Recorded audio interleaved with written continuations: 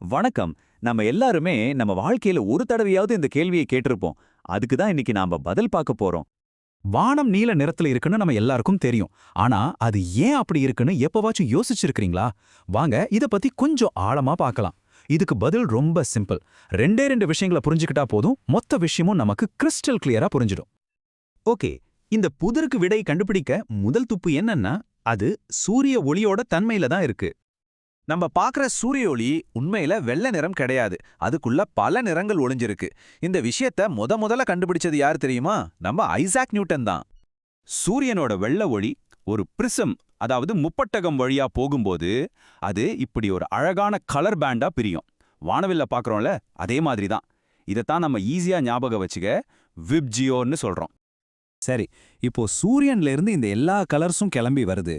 ஆனா நம்ம பூமிக்கு மேல இருக்கிற வளிமண்டலத்துக்குள்ள நுழையும் போது என்ன நடக்குது? அதுதான் அடுத்த கேள்வி. நம்ம வளிமண்டலம் ஒன்னும் காலி இடம் கிடையாது. அதுக்குள்ள கண்ணுக்குத் தெரியாத கோடிக்கணக்கான சின்ன சின்ன துகள்கள் இருக்கு. காத்து, தூசி மாதிரி. சூரிய ஒளி உள்ள வரும்போது இந்த துகள்கள் மேல பட்டு சிதறும். இத நீங்க கண்டிப்பா பார்த்திருப்பீங்க. ஒரு இருட்டு ரூம்ல சின்னதா ஒரு ஜன்னல் வழியா சூரிய வெளிச்சம் வரும்போது அந்த வெளிச்சத்துல தூசியெல்லாம் பறக்கிறது தெரியும் இல்லையா?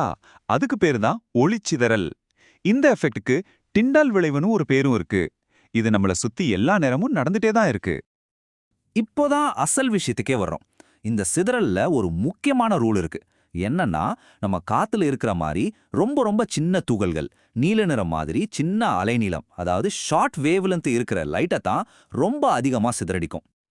ஓகே, இப்ப எல்லாத்தையும் ஒன்னா சேர்த்து பார்க்கலாம். நம்ம வானம் எப்படி நீல நிறமா மாறுதுங்கிற மேஜிக்கை இப்ப பார்க்கலாமா?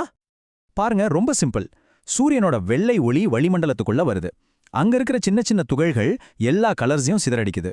ஆனா நீல நிறத்துக்கு வேவ் லென்த் ரொம்ப கம்மியா இருக்கிறதால அது மட்டும் மத்த கலர்ஸை விட பல மடங்கு அதிகமா சிதறுது. இப்படி நாலா பக்கமும் சிதற நீல ஒளிதான் வானம் முழுக்க பரவி நம்ம கண்ணுக்கு வானம் நீல நிறமா தெரிய காரணம். அப்போ ஒரு கேள்வி வருதில்ல, நீல நிறம் மட்டும் சிதறி போச்சுன்னா மத்த கலர்ஸ்லாம் என்ன ஆகுது? அதுக்கு ஒரு சூப்பர் உதாரணம் நம்ம டிராஃபிக் சிக்னல்ல இருக்கிற சிவப்பு லைட்.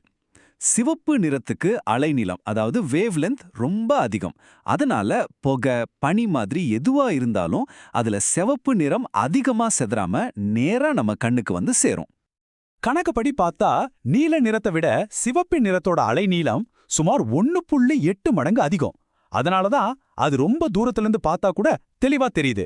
டேஞ்சர் சிக்னல்ஸ்லாம் ஏன் சிவப்புல இருக்குன்னு இப்ப புரியுதா?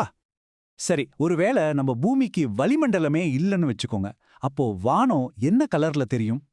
பதில் ரொம்ப சிம்பிள். வானம் கருப்பா இருட்டாதான் தெரியும். ஏன்னா ஒளிய சிதறடிக்க அங்க காத்தோ தூசியோ எதுவுமே இருக்காது. அப்போ நாம பார்க்குற இந்த அழகான நீல வானம் சூரிய ஒளிக்கும் நம்ம வளிமண்டலத்துக்கும் நடக்கிற ஒரு கெமிஸ்ட்ரி தான். இனிமே நீங்க வானத்தை அண்ணாந்து பார்க்கும்போது வெறும் நீல நிறத்தை மட்டும் பார்க்காதீங்க. அங்க இயற்பியலோட ஒரு அழகான நடனம் நடந்துட்டு இருக்குன்னு நினைச்சு பாருங்க.